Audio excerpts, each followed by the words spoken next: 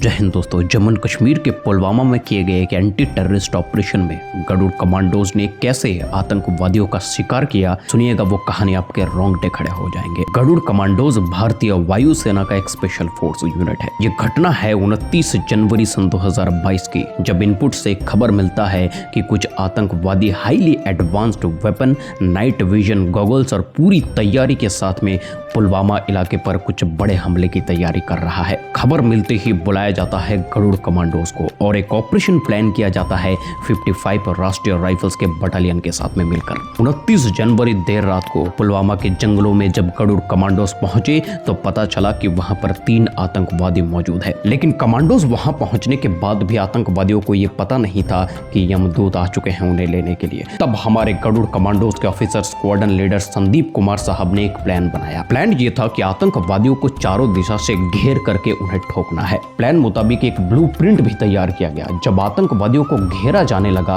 तब उनको भी पता चल गया कि कुछ मूवमेंट्स हो रहे हैं, और क्योंकि उनके पास में एडवांस हथियार और नाइट विजन था तो उसी के मदद से उन्होंने गरुड़ कमांडोज की टीम के ऊपर भयानक फायरिंग करना शुरू कर दिया और भागने की कोशिश की। लेकिन स्क्वाड्रन लीडर संदीप कुमार साहब और कॉर्पोरल अनंत सिंह साहब ने जवाबी फायरिंग शुरू किया और तीनों आतंकवादियों को भागने नहीं दिया। दोनों ओर से जब फायर फाइट चल रहा था तब अचानक स्क्वाड्रन लीडर संदीप साहब के बाएं कंधे पर और बाजू पर 2 गोली लग जाती है। गोली लगने के बाद वो भयानक रूप से घायल हो जाते हैं और बहुत ज्यादा ब्लड लॉस भी होना शुरू हो जाता है। लेकिन गोली लगने के बावजूद गरुड़ कमांडो संदीप साहब आगे बढ़े और अपने सटीक निशाने से एक आतंकवादी का शिकार किया और दूसरे को घायल कर दी। अपने साहब को घायल देख करके कॉर्पोरल आनंद सिंह साहब अपने कवर छोड़ करके आगे आए और घायल आतंकवादी का शिकार किया। जब पूरी तरीके से ऑपरेशन इन कंट्रोल आ गया था तो तीसरा आतंकवादी बचने की उम्मीद छोड़ करके गोलाबारी करना शुरू कर दिया। उसने आनंद साहब के पीठ पर एक गोली मार दी। पीठ पर गोली लगने के बाद वो भयानक रूप से घायल हो गए, बहुत ज्यादा ब्लड लॉस भी होने लगा। लेकिन फिर भी हमारे गरुड़ कमांडो आनंद सिंह साहब रेंगते हुए अपना पोजीशन लिया और आतंकवादियों की ओर फायर करते रहे। तब 55 राष्ट्रीय राइफल्स के पर्सनल्स ने